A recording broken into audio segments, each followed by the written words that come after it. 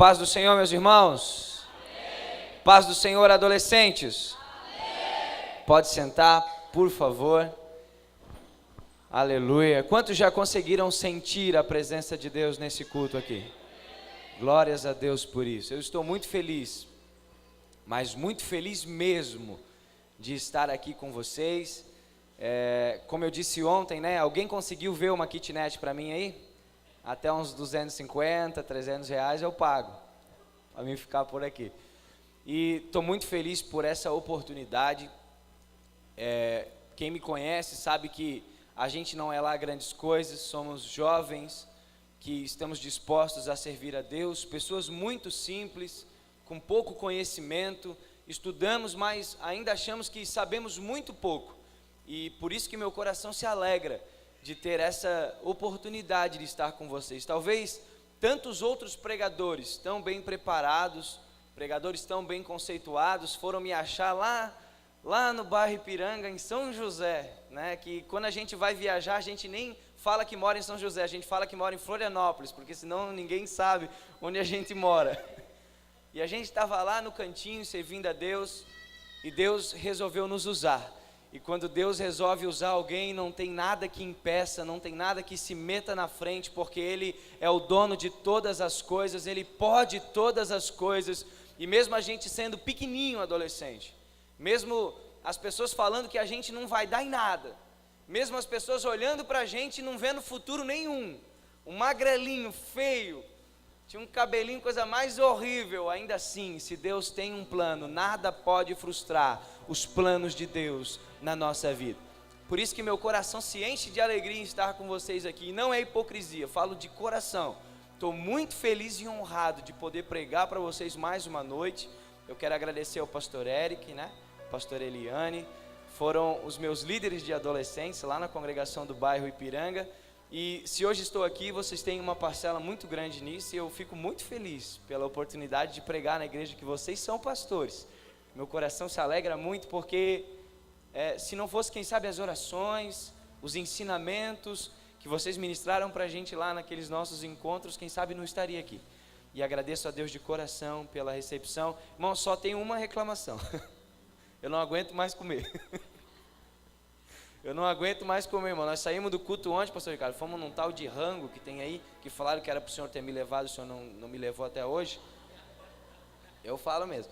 E o Eric me levou. E meus irmãos do céu, a entradinha é uma porção de batata frita, para começar. Lá em Floripa a entradinha vem um pãozinho, uma sopinha. Ali não, vem uma porção de batata frita, para começar a brincadeira. Aí depois da batata frita vem aquela pizza gigante, que não é a gigante que a gente come lá, é uma mega, ultra, power gigante, porque ela dá umas 4 da pizza que a gente está acostumado a comer lá na minha cidade. Aí depois da pizza tem mais a pizza doce, eu estava levantando para ir embora, vem o Eric com a pizza doce para a gente comer ainda. Jesus Cristo. Aí para acabar a noite a gente pensou, não, agora vamos dormir, vamos descansar, já é quase meia-noite. Eles não vão tomar um cafezinho? Vão num posto tomar um cafezinho? Eu falei, misericórdia, irmão. O gaúcho ali não parava de comer um minuto. Jesus Cristo, irmão. Eu acho que eu engordei, tem uma balança no banheiro lá da casa pastoral.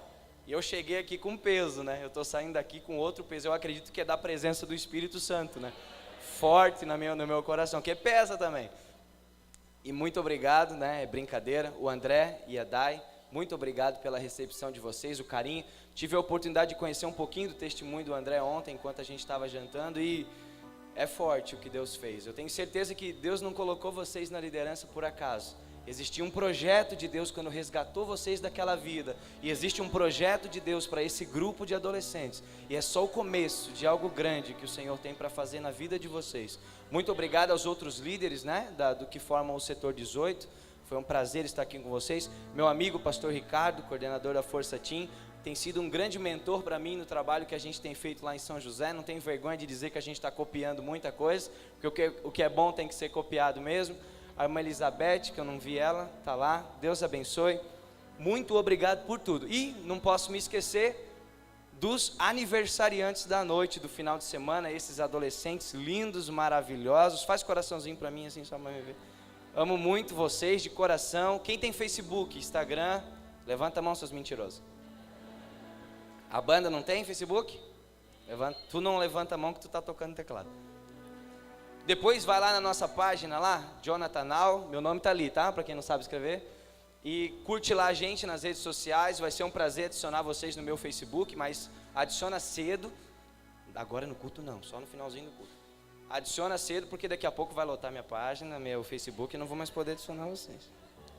Quem tem Bíblia aí, abra comigo em Atos, capítulo 15 e versículo 36 em diante. Atos, capítulo 15, versículo 36 em diante. Parabenizar a banda, muito bons louvores. Já ouvi outras bandas, inúmeras bandas, e confesso para vocês que senti muito mais a presença de Deus com vocês do que bandas que se achavam, tinham um nome muito grande que eu já ouvi louvar. Vocês conseguiram levar a igreja a um estado de adoração, e esse é o papel do músico, conseguir fazer com que a igreja adore a Deus. Parabéns para vocês, muito, muito bom. Fico feliz de ver adolescentes empenhados nesse ministério. Alguém achou? Alguns dias depois, disse Paulo a Barnabé: tornemos a visitar nossos irmãos por todas as cidades em que já anunciamos a palavra do Senhor, para ver como estão. E Barnabé aconselhava que tomassem consigo a João, chamado Marcos, mas a Paulo parecia razoável que não tomassem consigo aquele que desde a Panfilha se tinha apartado deles e não os acompanhou naquela obra. E tal contenda houve entre eles, que se apartaram um do outro. Barnabé, levando consigo a Marcos, navegou para Chipre. E Paulo, tendo escolhido a Silas, partiu encomendado pelos irmãos à graça de Deus, e passou pela Síria e Cilícia, confirmando as igrejas. Ontem nós pregamos sobre reconciliação. Ontem nós mostramos, através da palavra de Deus, o quão importante foi o sacrifício de Jesus na cruz do Calvário, para nos purificar e para nos limpar de todos os nossos pecados. Ontem eu falei para quem estava aqui, quantos estavam na noite de ontem? A maior parte da igreja. Os que estavam aqui ouviram a pregação da palavra de Deus, que dizia que nós somos pecadores. Somos grandes pecadores, e o pecado de Adão e Eva nos contaminaram de uma tal forma em que a nossa carne se inclina sempre para o pecado. Somos inclinados para o pecado. O homem e a mulher são grandes pecadores, mas Jesus desceu nesta terra e verteu o seu sangue carmesim naquela cruz, no Monte Calvário, para nos dar o direito de salvação e para nos reconciliar com Deus. Momento outrora que nós estávamos afastados de Deus, através do sacrifício de Jesus na cruz do Calvário, nós voltamos a ter o contato com Deus. E no exato momento em que Jesus estava na cruz, prestes a morrer, a palavra diz que o véu do templo foi rasgado, e aquilo que era oportunidade apenas de um homem, agora é oportunidade de toda a humanidade. Todos nós temos acesso à presença de Deus, através de Jesus Cristo, nós podemos chegar até a presença de Deus. Nós ouvimos isso ontem, eu vou continuar falando sobre reconciliação, mas de uma forma diferente. Paulo era um grande perseguidor do Evangelho. A Bíblia vai falar que Paulo, adolescente, era como se fosse um animal selvagem. Imagina um animal feroz, um animal selvagem, um touro indomável. Paulo era esse homem, perseguidor, usurpador, homem que fazia mal para o Evangelho e para o dono do Evangelho, Jesus Cristo. Um dos objetivos de Paulo era destruir com os discípulos. Um dos objetivos de Paulo, também chamado Saulo, era de acabar com a igreja, de destruir a mensagem de Deus, de acabar com o próprio Jesus. Era um homem indomável, era uma fera feroz, que estava perseguindo o Evangelho. E num dia ele estava a caminho de Damasco, e diz a história que ele tem um encontro com Jesus. E o encontro com Jesus é tão forte, é tão lindo, é tão maravilhoso, que ele cai de joelhos na presença de Jesus e aceita Jesus como seu único e suficiente Salvador.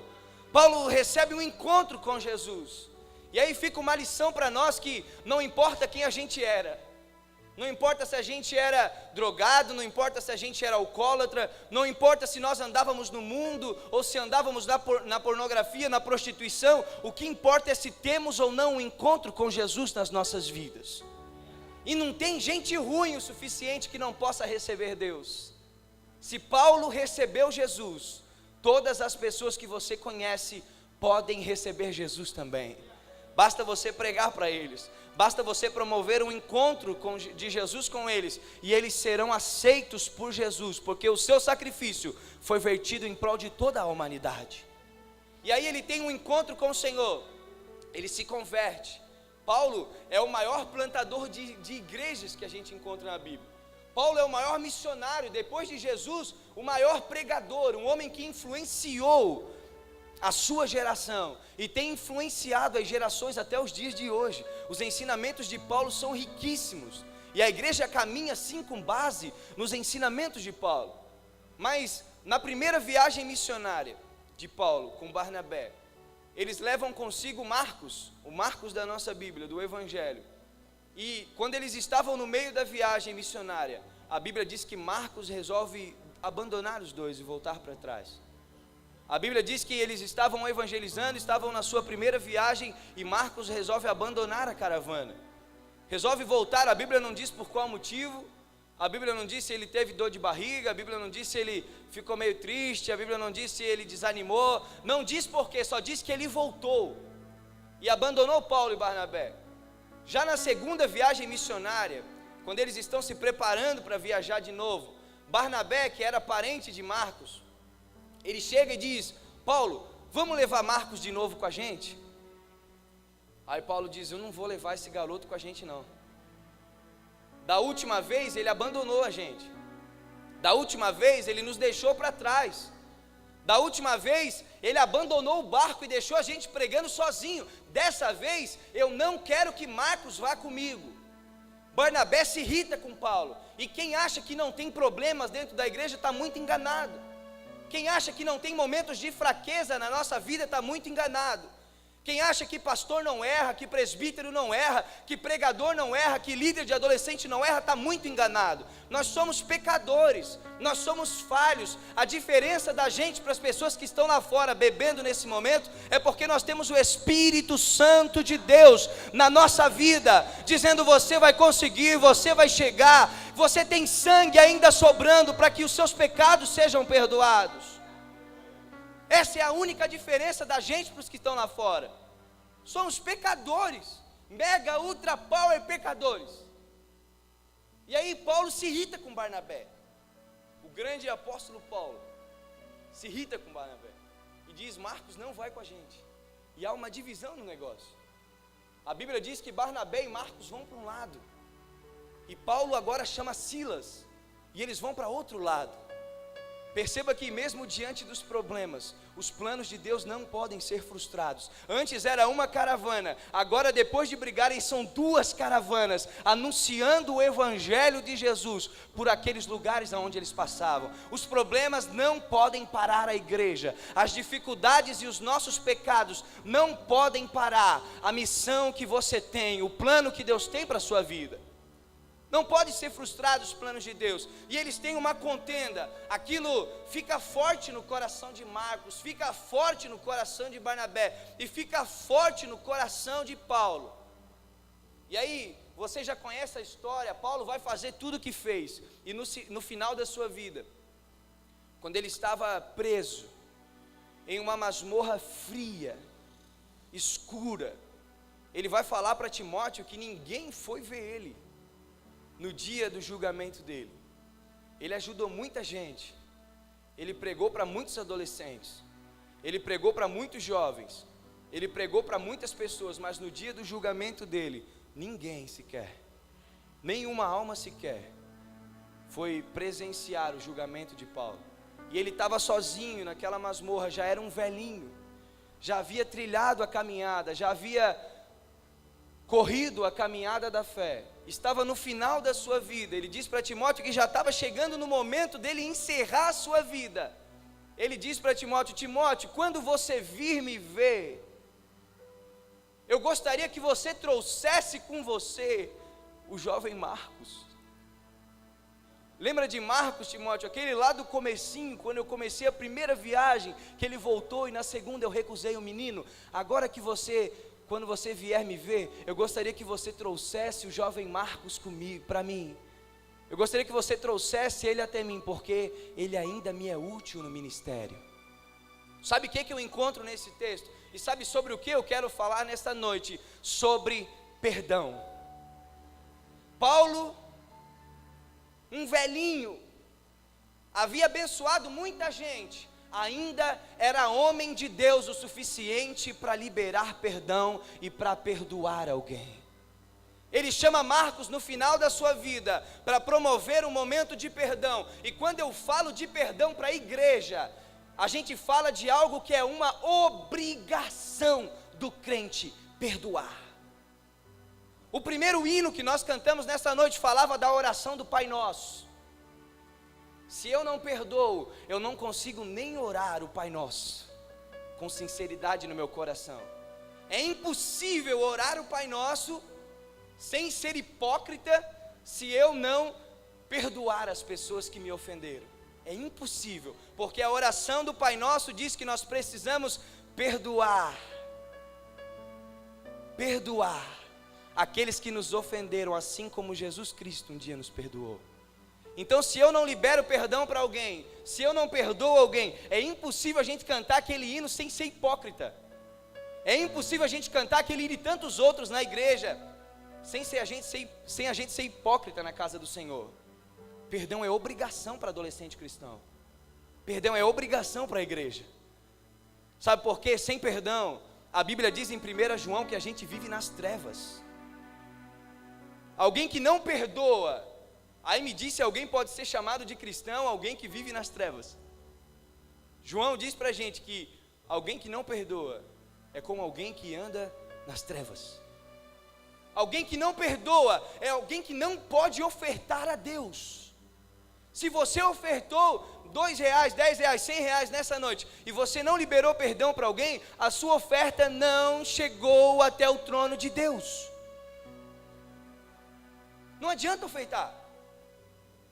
A Bíblia diz: olha, quando você vir ofertar, se você lembrar que você está magoado com seu pai, se você lembrar que você tem um problema com a sua mãe, se você lembrar que você está de mal com o seu irmão, se você lembrar que você bateu ou apanhou de um menino na escola e vocês estão sem se falar, se você lembrar que você feriu o coração de uma amiga sua, se você lembrar que você está brigado com o seu marido, se você lembrar que você está brigado com a sua esposa, se você lembrar que faz tempo que você não conversa mais com os seus filhos, com os seus pais, não adianta ofertar na casa de Deus. Deixa a sua oferta no altar, volta, se reconcilia com aquela pessoa, depois vem e dá a sua oferta. Não adianta. Perdão é obrigação para crente. E aí eu vou pegar mais pesado ainda: se a gente não perdoa, não adianta nem orar. Não adianta nem dobrar o joelho para orar, se você não libera perdão. A Bíblia diz que as nossas orações são retardadas, as nossas orações são adiadas, as nossas orações não chegam até a presença de Deus, se a gente estiver com mágoa dentro do nosso coração.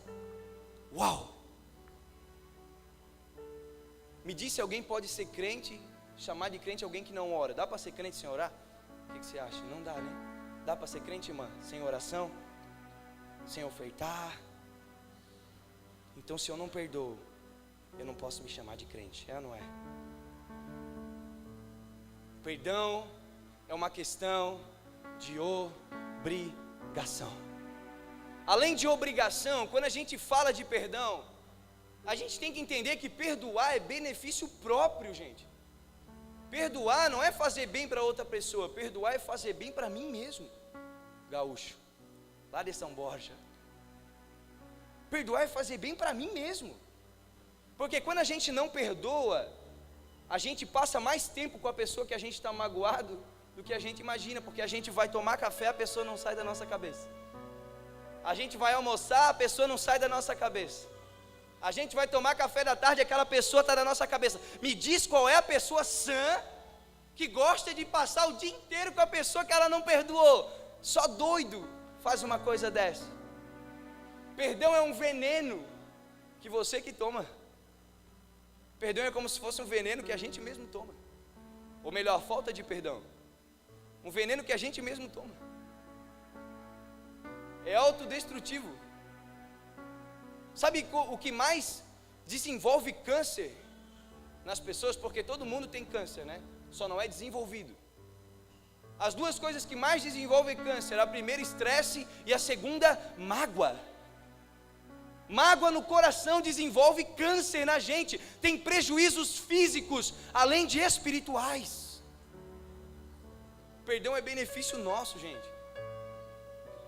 E a falta de perdão, ela começa a contaminar o nosso coração, que nem o pecado fez com o homem lá no Jardim do Éden. Começa a encher o nosso coração de amargura, e às vezes a mágoa é desse tamanhozinho. Às vezes é porque a pessoa não deu um bom dia, não falou eu te amo, e aquela coisa fica no nosso coração. Mas como um câncer, aquilo vai se proliferando, aquilo vai se desenvolvendo, pastor. E aquilo vai tomando espaço no nosso coração. No começo da mágoa, a gente vem para o culto e diz aleluias, glórias a Deus. A mágoa está pequenininha. Passa um mês, passa 2 meses, a nossa mão já não consegue levantar mais com aquela empolgação toda. A gente já não consegue mais vir para o ensaio com aquela vontade toda, porque a mágoa está tomando espaço no nosso interior. E quando você menos perceber, aquilo já te contaminou, a ponto de você não conseguir mais sentir o Espírito Santo de Deus. A mágoa impede o crente de sentir o Espírito Santo de Deus. E me diz, é bom ou é ruim ficar sem o Espírito Santo de Deus? É bom ou é ruim? É ruim. Não é ruim, é ruim. Perdão é benefício próprio. Quando eu perdoo alguém, eu estou abençoando a minha vida e a minha família.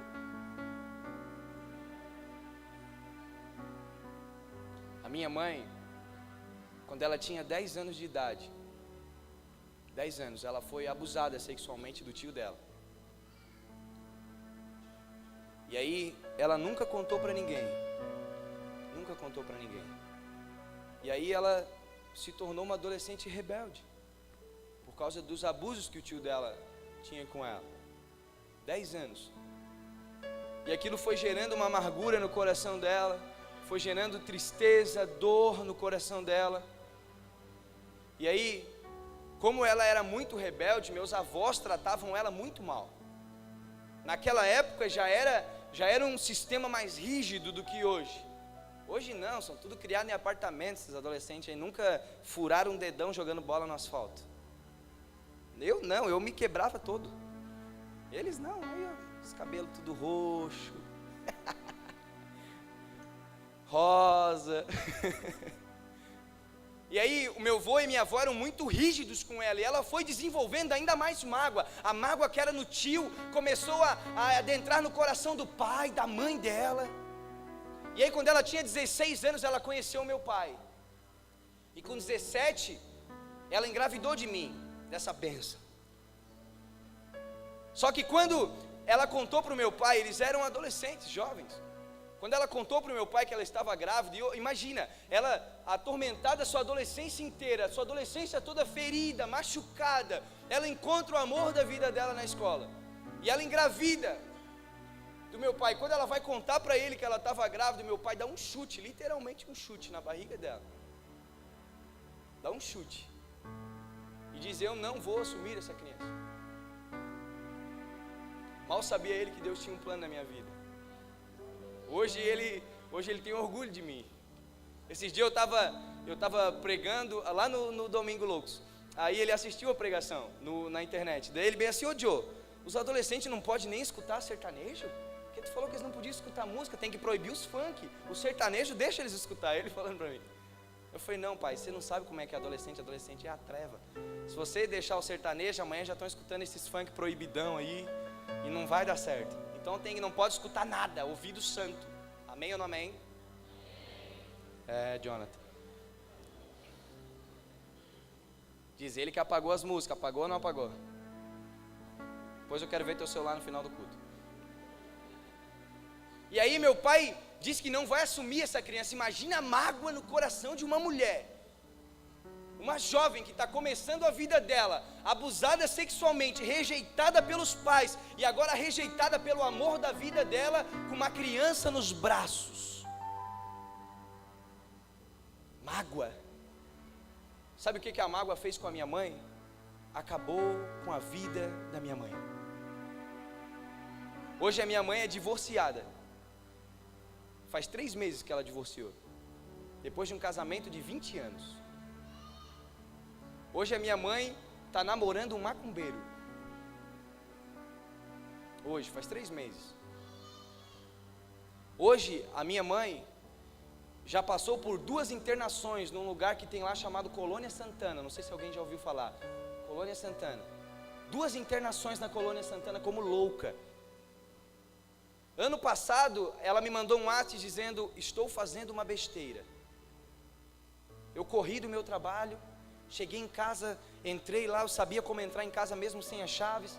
Consegui abrir, o vizinho abriu para mim ali, o de baixo, o inquilino tinha a chave do portão, entrei. Quando eu cheguei, ela estava com uma faca aqui, segurando no peito, os pulsos cortados, com veneno de rato na boca e com uma corda da cortina no pescoço.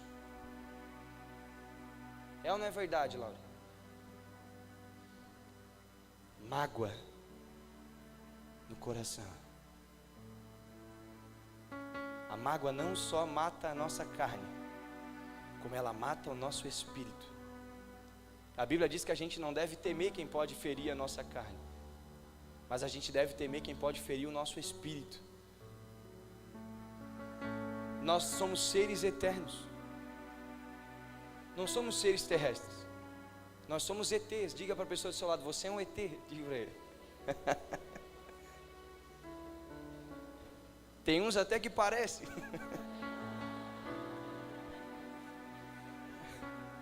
Uns extraterrestres. Tem até a vozinha. Sabe por que nós somos extraterrestres? Porque nós não somos dessa terra. Nós somos seres celestiais. Nós fomos chamados para a eternidade. Logo tudo isso vai passar. Logo tudo isso vai se acabar. Logo não ficará pedra sobre pedra, porque Jesus está voltando. Jesus vai voltar. Eu preguei ontem. E se a gente deixar a mágoa romper a nossa comunhão com o Espírito Santo de Deus, isso vai afetar diretamente na nossa eternidade. O que você faz no curto período que você vive nessa terra determina onde você vai passar a sua eternidade. E lá só tem 2 destinos, um chama-se céu e o outro inferno. Quem não for para o céu vai para o inferno. E quem tiver mágoa no seu coração certamente vai para um lugar chamado inferno. Se minha mãe não liberar o perdão do coração dela, e ela falecer hoje por suicídio, seja lá porque que ela venha fazer isso, ela vai para o inferno. Eu já falei isso para ela. Eu amo muito a minha mãe. Eu amo a minha mãe de coração. Eu cresci com um padrasto. Eu nunca tive um bom relacionamento com ele. Ele era bem rígido. Eu era muito apegado à minha mãe. Eu ajudei minha mãe em todos os momentos da vida dela. Todas as vezes, as mais de 20 vezes que ela tentou se suicidar, eu estava do lado dela. Eu chamava o SAMU, eu botava ela no meu carro e levava ela no hospital. Cansei de orar para minha mãe dizendo: mãe, libera essa mágoa do teu coração. Promovemos alguns encontros para que ela viesse fazer isso, mas a mágoa ela deixou levar por tanto tempo, que já estava tão enraizada, que não era mais fácil liberar o perdão. Eu não entendo como alguém consegue ouvir uma mensagem dessa e ainda, quem sabe, voltar para casa com mágoa no seu coração, deixando isso se enraizar cada vez mais a ponto de levar você para o inferno. Hoje é noite de liberar perdão. Hoje é noite de reconciliação com o meu irmão, com a minha irmã, com o meu pai, com a minha mãe. Perdão, por fim. Quando a gente fala de perdão, eu não quero saber se você está certo ou se você está errado na história. Sabe quando que eu entendi perdão? Eu precisei perdoar muita gente no pouco tempo de vida que eu tenho. Precisei perdoar o meu padrasto. Precisei perdoar o meu pai que fez tudo aquilo com a minha mãe. Precisei perdoar o tio da minha mãe que fez tudo aquilo com ela. Precisei perdoar muita gente nos 23 anos de vida que eu tenho. Sabe quando que eu entendi o significado do perdão, de verdade? Quando eu olhei para a cruz de Cristo. Quando eu entendi o que Jesus fez naquela cruz, eu entendi perdão. A Bíblia diz de um homem que devia, e eu vou trazer no sentido figurado, devia R$1 milhão para o rei. E o rei chamou aquele homem e disse: olha, eu preciso que você me pague o R$1 milhão que você está me devendo. Imagina você ficar devendo R$1 milhão para mim. Eu ia te matar. Eu ia começar cortando as orelhas, depois eu ia cortar os dedos para te não tocar minha bateria. Está amarrado, diz ele. Deixa eu tirar esse casaco.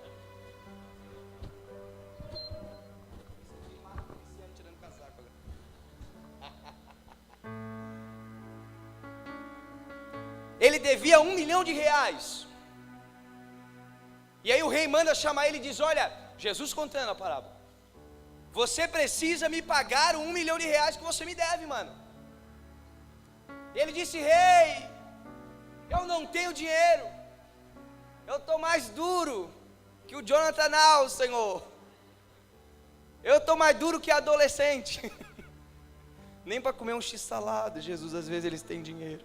Ainda querem namorar. Queima, Jesus, queima.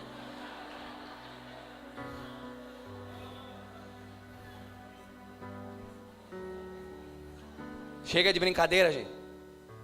Ele devia R$1 milhão. Quanto que ele devia? Não era 1 milho bem grande, era R$1 milhão naquela época. E aí ele implora perdão para o rei, diz: rei, eu não tenho como te pagar. Não dá. Ah, mas então eu vou fazer isso com o teu filho. Rei, tem misericórdia de mim. Perdoa o meu R$1 milhão. Cancela a minha dívida. Aquele cara, nem se trabalhasse 3 gerações, os filhos trabalhassem, os netos não iam conseguir pagar, com o salário de um dia. Nunca ele ia conseguir pagar aquela dívida. Só se ele fosse um dinossauro, assim, vivesse uns 2 milhões de anos, aí ele ia conseguir. O salário que eles ganhavam não daria para ele pagar aquilo na vida dele. O rei olha para ele com um olhar de amor, com um olhar de misericórdia, olhar de perdão, de carinho, e diz: olha, a tua dívida de R$1 milhão está perdoada. Pode voltar para a tua casa, porque tu não precisa mais pagar 1 milhão que tu está me devendo. Está perdoado. Aquele homem sai dali, imagina a alegria do seu coração. Acabou de ser perdoado e acabou de se livrar de uma pena de morte. Acabou de se livrar de uma condenação, porque se o rei insistisse em que ele pagasse, ele teria que pagar com a própria vida, já que não tinha dinheiro. A sua família seria destruída. E no caminho, enquanto ele voltava para sua casa, ele encontrou um homem que devia a ele R$100. O homem devia R$100 para ele. Ele começou a gritar com aquele homem: você precisa me pagar. Eu preciso desses R$100. E o homem: Senhor, eu não tenho como te pagar. Tem misericórdia de mim, moço. Eu não tenho como lhe pagar R$100. E eu imagino aquele cara raivoso dizendo: olha, lembrando do momento em que ele emprestou, eu preciso que você me pague os R$100, mas eu não tenho para lhe pagar, mas então eu vou fazer isso, aquilo outro, com a sua família. Alguém naquele momento corre e vai em direção ao rei, e diz: rei, sabe aquele homem que você perdoou da dívida de R$1 milhão? Está lá fora, ameaçando um cara que deve para ele apenas R$100. O rei manda chamar o cidadão, e o cidadão é preso por causa da sua ingratidão e da sua falta de misericórdia. Jesus morreu na cruz pelos nossos pecados. Jesus verteu o seu sangue na cruz do Calvário para morrer pelo meu e pelos seus pecados, que não são poucos, são muitos. E a gente não consegue liberar mágoa de alguém que falou algo para nós, de alguém que feriu o nosso coraçãozinho, de alguém que bateu na gente ou fez aquilo com a nossa vida, com a nossa história. Não importa se você está errado ou certo, o que importa é que essa mágoa precisa sair do seu coração. Está difícil de perdoar? Olhe para a cruz do Calvário e se lembre do que Jesus fez pela sua e pela minha vida. Jesus morreu em meu lugar. Jesus pagou a dívida que eu não tinha dinheiro para pagar. Eu era para estar queimando no inferno agora. O peso, o salário dos meus pecados é a minha morte. Eu era para estar morto. Meu físico era para estar morto e a minha alma era para estar gemendo no inferno neste momento. Mas Jesus pagou o preço. Mesmo eu nunca tendo dinheiro para pagar, e eu nunca vou ter como oferecer algo tão grande quanto o que Jesus fez por mim. O dia que eu entendi isso, eu liberei perdão no meu coração. Eu perdoei a minha mãe, eu perdoei o meu pai, eu perdoei todos aqueles que me feriram, olhando para a cruz do Calvário e me lembrando do que Jesus fez por mim naquele dia. Fique de pé comigo.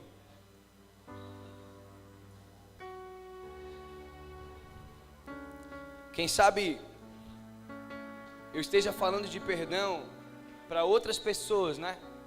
Você perdoar outras pessoas. Mas quem sabe você que está me ouvindo precisa perdoar a você mesmo. Porque talvez o ruim da história tenha sido você. Talvez o opressor da história tenha sido você. E você não consegue mais sentir a presença de Deus porque você se sente culpado. Você se sente sujo. Você se sente imundo. Você sente que não tem mais esperança para você. É preciso liberar perdão, nem que seja para você mesmo nesta noite. O Espírito Santo me leva forte nessa mensagem, porque existem pessoas neste lugar com mágoas em seu coração, com mágoas contra si mesmo. Hoje é noite de reconciliação para minha e para a sua vida. Enquanto os adolescentes vêm